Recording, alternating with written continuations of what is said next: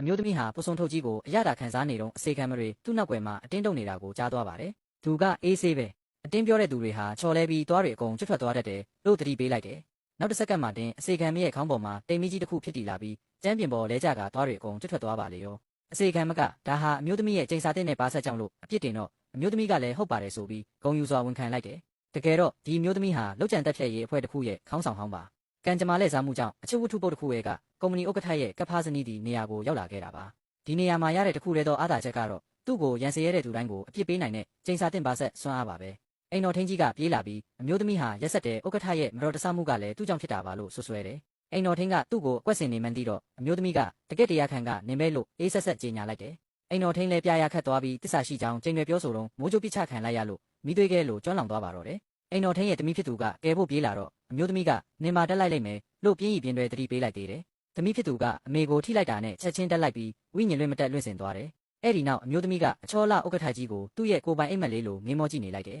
။နောက်တစ်စက္ကန့်မှာပဲဥက္ကဋ္ဌကကွာရှင်းစာချုပ်နဲ့အတူငွေ10တန်းကိုကမ်းပေးလာတယ်။အမျိုးသမီးလည်းပျော်ပျော်ကြီးလက်မှတ်ထိုးလိုက်တယ်ကွာရှင်းလိုက်မှသူ့ရဲ့မူလကဘာနဲ့ဘီလီယံကြီးတဲ့ပိုင်ဆိုင်မှုတွေစီပြန်ရောက်မှာကိုဥက္ကဋ္ဌကြီးကတော့မယုံနိုင်အောင်ဖြစ်သွားတယ်။ငါးနှစ်လုံးလုံးသူ့နောက်တကောက်ကောက်လိုက်နေတဲ့မိမကဘာလို့မထားတာလဲဆိုပြီးဇဝေးဇဝါဖြစ်သွားတယ်။အဲ့ဒီအချိန်မှာပဲအမျိုးသမီးရဲ့နှုတ်ခမ်းတွေမလုတ်ဘဲနဲ့သူ့ကိုနောက်ပြောင်နေတဲ့စိတ်တွင်းတန်တွေကိုဥက္ကဋ္ဌကြီးကြားလိုက်ရတယ်။မြန်လက်မှတ်ထိုးလိုက်ပါတော့ဒါမှငါ့ရဲ့ကောင်လေးစီသွားလို့ရမှာဆိုတဲ့စိတ်တွင်းတန်ကိုကြားလိုက်ရတော့ဥက္ကဋ္ဌကြီးကြက်တည်သွားတယ်။သူ့တွေးတွေကိုကြားနေရမှန်းတီးလိုက်တဲ့ဥက္ကဋ္ဌကြီးဟာနေမကောင်းချင်ရောင်ဆောင်ပြီးလက်ထောက်ဖြစ်သူကတဆင့်အမြန်ရှောင်ထွက်သွားပါတော့တယ်။ကွာရှင်းခွင့်လက်လွတ်သွားတော့အမျိုးသမီးဟာဥက္ကဋ္ဌကြီးကိုဘလို့မြန်ကွာရှင်းခိုင်းရမလဲဆိုတာဆက်ပြီးအကြံထုတ်နေပါတော့တယ်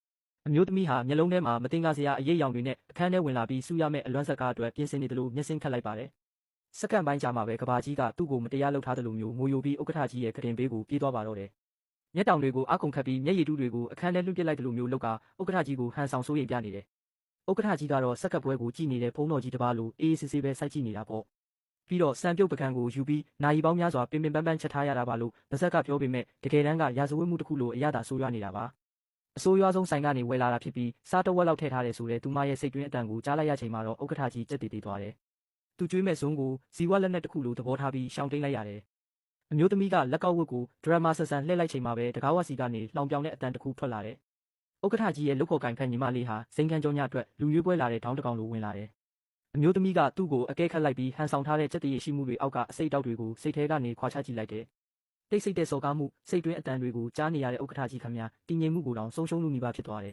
။ပြီးတော့ဟိုညီမလေးစီကနေအပြစ်ကင်းတရားဟန်ဆောင်ထားပေမဲ့အစိတ်တွေပြည့်နေတဲ့ချိုအီဆွဆွဲတန်တွေထွက်လာတယ်။ကွာရှင်းရတော့မယ်ဆိုတဲ့အတွေးနဲ့ပျော်ရွှင်နေတဲ့အမျိုးသမီးကထိပေါက်တဲ့လက်မှတ်ကိုတွေးလိုက်ရတယ်လို့မျိုးကွာရှင်းစာချုပ်ကိုပြေးယူလိုက်တယ်။ဥက္ကဋ္ဌကြီးလက်ထဲစာချုပ်ကိုအတင်းထိုးထည့်ပေးလိုက်ပြီးအပြင်ဘက်မှာငိုပြနေပေမဲ့စိတ်ထဲမှာတော့အောင်ပွဲခံနေတယ်။သူမရဲ့ပြဆက်ဆက်ဆန်အတိတ်ပဲမရှိမှုတွေကြောင့်တီးခန့်နိုင်စွမ်းကုံဆုံးသွားတဲ့ဥက္ကဋ္ဌကြီးကဘောပင်ကိုဆွဲယူလိုက်တယ်။မိမနှစ်ယောက်လုံးကချိန်စာတစ်နေတဲ့တံပြိုင်တေးဆိုအဖွဲ့လိုအတန်ထက်တူညီစွာနဲ့ဟုတ်ပြီလို့អော်လိုက်ကြတယ်။အဲ့ဒီအခါမှာဥက္ကဋ္ဌကြီးကစာချုပ်ကိုစုပ်ဖြဲပစ်လိုက်တော့မိမနှစ်ယောက်လုံးဆက်ချိုရင်းသွားတဲ့ဆက်ရုပ်တွေလိုကြက်တည်တည်သွားကြတယ်။အ ਨੇ ဆုံးတော့ဒီနေ့မှဒီအိမ်အောင်ရေးမဆုံးသက်သေးဘူးလို့သူကကြေညာလိုက်တယ်။သူသာဥက္ကဋ္ဌကြီးနဲ့ထိုက်တန်ကြောင်းတက်တည်ပြဖို့ဟိုညီမလေးကသူ့ရဲ့အစမတန်ဈေးကြီးတဲ့အိတ်ကိုစူဖလားတစ်ခုလိုကြွားလုံးထုတ်ပြတယ်။အမျိုးသမီးကတခိုးလူမသွားခင်တေချာကင်ထားလို့ပြင်းရည်ပြင်းတွေတတိပေးလိုက်တယ်။တစ်စက္ကန့်ကြာမှပဲထွက်ပြေးသွားတဲ့တခိုးလက်ထဲအိတ်ကြီးပါသွားပြီးအဝေးကိုပျောက်ကွယ်သွားပါလေရော။ဟိုညီမလေးလည်းအော်ဟစ်ပြီးလိုက်ဖမ်းပေမဲ့ကံကြမ္မာကအကွက်ဆင်ထားတယ်လို့မျိုးခွေးချေးကိုတက်တက်ကြီးနင်းမိသွားတယ်။အမျိုးသမီးကမျက်နှာသေးနဲ့အနားသွားပြီးလေပြင်းတိုက်ရင်မျက်နှာကြီးအဲ့ဒီအတိုင်းတောက်သွားတတ်တယ်လို့တတိပေးလိုက်ပြန်တယ်။သူ့မျက်နှာတစ်ချမ်းလှုပ်မရတော့တဲ့အခါဟိုညီမလေးတွေးဆုပ်သွားတော့တယ်။အမေကိုတက်ပြီးငိုယိုကကျိုးပြက်နေတဲ့ရုပ်သေးရုပ်လိုရိုင်နဲ့ထွက်သွားရရှာတယ်။အဲ့ဒီရေစရာကောင်းတဲ့ကမောက်ကမအခြေအနေကြားမှာပဲအမျိုးသမီးရဲ့စိတ်ထဲမှာအလင်းရောင်တစ်ခုလင်းလက်သွားတယ်။ဒီအခြေအနေကနေရုံထွက်နိုင်မဲ့လမ်းစာကိုနောက်ဆုံးတော့သူရှာတွေ့သွားပါပြီ။အမျိုးသမီးဟာဒုတိယထပ်လာတာဆောင်မှရက်ပြီးကောင်းကင်ကြီးကိုချိန်ဆနေတယ်။ဒီစိတ်ကူးရင်ကဘာကြီးပြိုကျပြီးသူ့ကိုအိမ်ပြန်ပို့ပေးဖို့တောင်းဆိုနေတာပေါ့။ရုတ်တရက်လေပြင်းတွေတိုက်ခတ်လာလို့သူ့ချိန်စာအလုတ်လုတ်သွားပြီးထင်ပြီးတခဏလောက်တော့ပျော်သွားတယ်။ဒါပေမဲ့မိုးကြိုးတစ်ချက်ပစ်ချလိုက်တော့သူလာတာဆောင်ပေါ်ကနေလွင့်စင်ကျသွားပါလေရော။အစေခံတွေပြေးလာပြီးဥက္ကဋ္ဌကြီးရဲ့ညှင်းပယ်မှုကိုမခံစားနိုင်လို့ခုံချတာပဲဆိုပြီးချက်ချင်းကောက်ချက်ချလိုက်ကြတယ်။ဒါပေမဲ့ဘသူမှသတိမဝင်လာခင်မှာပဲအိမ်တော်ထိန်းကရဲတွေနဲ့အတူရောက်လာတယ်။အမျိုးသမီးဟာဥက္ကဋ္ဌကြီးကိုတတ်ဖို့အတွက်ကားတိုင်းမှုကိုဖန်တီးခဲ့တာပါဆိုပြီးဆွဆွဲတော့တာပဲ။အမျိုးသမီးကမတ်တက်ထျက်လိုက်ပြီးအမှန်တရားကိုဖွင့်ချလိုက်တယ်။တကယ်တော့အိမ်တော်ထိန်းကသူ့ကိုဆေးခတ်ပြီးသူ့ပုံစံဟန်ဆောင်ကဥက္ကဋ္ဌကကိုဖျက်ဆီးခဲ့တာပါ။အိမ်တော်ထိန်းကမဟုတ်မမှန်ဆွဆွဲတာပါလို့အော်ဟစ်ညှင်းဆန်ပေမဲ့အဲ့ဒီအချိန်မှာပဲအိမ်တော်ထိန်းရဲ့ပြုတ်ကျနေတဲ့ဖုန်းစီကိုအေးဆေးရောက်တဲ့သူစီကဖုန်းဝင်လာတယ်။ရဲကအရင်ဆုံးဖုန်းကင်လိုက်တော့ဆေးရောက်တဲ့သူက review အဆိုးပေးရမလားဆိုပြီးအိမ်တော်ထိန်းကိုဆဲပါလေရော။အမျိုးသမီးကသူ့အကောင့်ကို happy အမှန်တရားတွေအကုန်လုံးကို review မှာဖွင့်ချရေးထားတာကို ကိုလှုပ်ထားတာတွေပေါ်သွားတော့အိမ်တော်ထိန်ကပြေးဝင်လာပေမဲ့လမ်းတစ်ဝက်မှာတင်နန်ရန်စီလွင့်စင်သွားအောင်အထိုးခံလိုက်ရတယ်ခက်ထန်တဲ့အမျိုးသမီးဟာဥက္ကဋ္ဌကြီးကိုမြင်လိုက်တာနဲ့ချက်ချင်းပဲနုနယ်တဲ့ပန်းပွင့်လေးတစ်ပွင့်အဖြစ်ပြောင်းလဲသွားပြီးသနာကမဟန်ဆောင်ကသူ့စီသွားဖတ်ထားလိုက်တယ်ဥက္ကဋ္ဌကြီးကအိမ်တော်ထိန်ရဲ့ဖြစ်စည်းမှုတက်တဲ့အထောက်ထားအားလုံးကိုရဲတွေစီအေးအေးဆေးဆေးပဲလွှဲပြောင်းပေးလိုက်တယ်အိမ်တော်ထိန်ကိုဖမ်းသွားပြီးတဲ့နောက်အမျိုးသမီးကရဲတင်းတဲ့အကြံတစ်ခုကိုရလိုက်တယ်ဥက္ကဋ္ဌကြီးကွာရှင်းလာအောင်ကျိန်စာတိုက်ကြည့်ရမယ်ပေါ့သူမရဲ့စိတ်တွင်းအတန်ကိုကြားလိုက်ရတဲ့ဥက္ကဋ္ဌကြီးကတော့သတိကြီးကြီးထားပြီးစောင့်ကြည့်နေတယ်ဥယျာဉ်နဲ့လမ်းလျှောက်ဖို့ဖိတ်ခေါ်တော့သူ့ရွယ်ချက်ကိုသိကျင်လို့ဥက္ကဋ္ဌကြီးကသဘောတူလိုက်တယ်အမျိုးသမီးကလက်ဖက်ရည်ကမ်းပေးရင်ပူလင်တော်လို့သတိပေးလိုက်တယ်သူမရဲ့ဆူရှားတဲ့အကြည့်တွေအောက်မှာဥက္ကဋ္ဌကြီးကမျက်တောင်တစ်ချက်မခတ်ဖဲတောက်ပြလိုက်တယ်သူမမျက်လုံးပြူသွားတယ်ကျိန်စာကအလုံးမလုံးဘူးလေစမ်းတက်ကြည့်ကျင်လို့နောက်တစ်ခွက်ကိုယူတောက်လိုက်တော့ပူလွန်းလို့ချက်ချင်းထွေးထုတ်လိုက်ရတယ်အဆောင်တွေကလုံးဝမပူဘူးလို့ပြောနေတဲ့ကြားကနေပေါ့နောက်တစ်ခါထပ်ကြိုးစားပြန်တယ်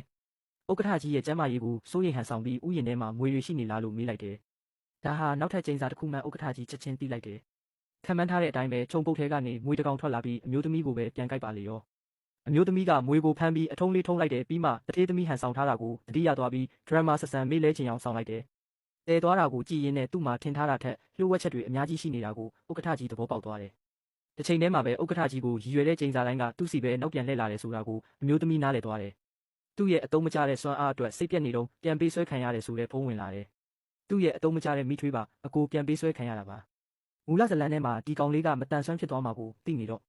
သူ့လိုပဲဇက်ပိုးဇက်ရန်လေးကိုကဲတင်ဖို့ဆုံးဖြတ်လိုက်တယ်ဘာမှမစင်စားတော့ပဲကြောပိုးအိတ်တလုံးကိုလွှဲပြီးဒုတိယထပ်ကနေလေးလွင်းသူရဲကောင်းတစ်ယောက်လိုခုန်ချသွားပါတော့တယ်အမျိုးသမီးဟာလာတာဆောင်ပေါ်ကနေအတန်မမီပဲအလွယ်တကူခုန်ဆင်းလိုက်ပါတယ်ပြန်ပေးဆွဲခံထားရတဲ့အကိုဖြစ်သူကိုကဲတင်ဖို့လူမိုက်ခိုင်းရဲ့အခြေစိုက်စခန်းထဲကိုတယောက်တည်းတဲတဲမက်မက်လျှောက်သွားခဲ့တယ်အကိုဖြစ်သူကသူ့ကိုတယောက်တည်းမြင်လိုက်တော့ကြောက်လန့်တကြားနဲ့ပြန်ထွက်သွားဖို့အော်ပြောတယ်အမျိုးသမီးကတော့ဒီလောက်ရိုက်ခံနေရတဲ့အတုံးမကျတဲ့ကောင်ဆိုပြီးခနဲ့လိုက်တယ်ဂိုင်းကောင်းဆောင်ကအကိုဖြစ်သူကိုလွှတ်ပေးဖို့ရွေးချင်းငွေ9 တန်းတောင်းတယ်သူကပခုံးတုံပြီးအေးဆက်ဆက်နဲ့ငွေမရှိဘူးလို့ပြောလိုက်တယ်ဂိုင်းကောင်းဆောင်ကဒေါသထွက်သွားပေမဲ့တပည့်တယောက်ကအမျိုးသမီးရဲ့အလှကိုမျက်စိကျပြီးငွေစားသူ့ခန္ဓာကိုယ်နဲ့အစားထိုးဖို့အကြံပြုလာတယ်အမျိုးသမီးကသူ့ရဲ့အယုတ်ဆိုးတဲ့မျက်နှာကိုလှောင်ပြောင်ပြီ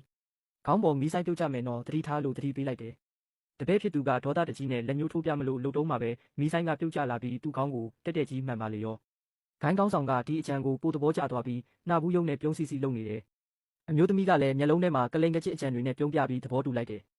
အကိုဖြစ်သူကသူ့မှဒုက္ခရောက်တော့မယ်ထင်ပြီးထွက်ပြေးဖို့ထပ်អော်ပြန်တယ်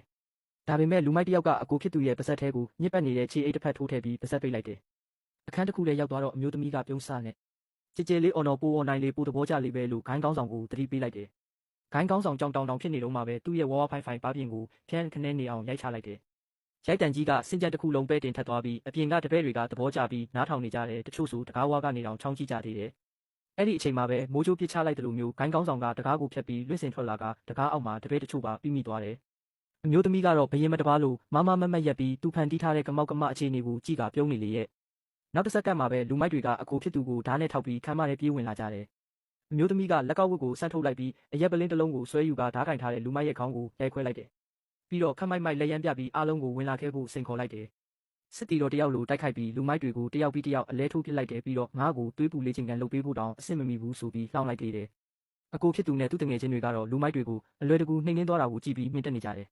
အကိုဖြစ်သူကဒီတိုင်းပညာတွေဘယ်တော့ကတင်ထားတာလဲလို့ဆက်စုတော့အမျိုးသမီးကလျှို့ဝှက်ချက်တစ်ခုလိုလုပ်ပြီးမမေ့တင်တာမမေ့နဲ့လို့ပြောလိုက်တယ်ပြီးတော့မိုးမရွာခင်မြန်ပြန်ကြမဟုတ်ရင်စူကုန်လိမ့်မယ်လို့ပြောလိုက်တယ်အကိုဖြစ်သူကဘာလို့မိုးရွာမှလဲလို့တွေးနေတော့မှပဲရုတ်တရက်မိုးတွေတဲကြီးမဲကြီးရွာချလာပါတော့တယ်အမျိုးသမီးမျက်နှာရှုံမဲ့သွားတယ်သူ့ရဲ့ချိန်စာတင့်ပါဇက်ကအလုတ်လုတ်သွားပြန်ပြီလေအဲ့ဒီညနှောင်းပိုင်းအိမ်ပြန်လမ်းမှာဝက်ပေါင်6စားရင်လမ်းလျှောက်လာတော့အနောက်ကနေတယောက်ယောက်လိုက်လာတာကိုသတိထားမိလိုက်တယ်လင်မြန်တိကျတဲ့လှုပ်ရှားမှုနဲ့လှည့်ပတ်လိုက်ပြီးအဲ့ဒီလူကိုနန်ရန်စီစောင့်တွန်းလိုက်တယ်ဒစိမ့်ကိုတေချာကြည့်လိုက်တော့မှသူ့ရဲ့လျှို့ဝှက်ချက်တွေပေါက်ကြားသွားပြီဆိုတာကိုသိလိုက်ရပြီးမြင့်တက်သွားပါတော့တယ်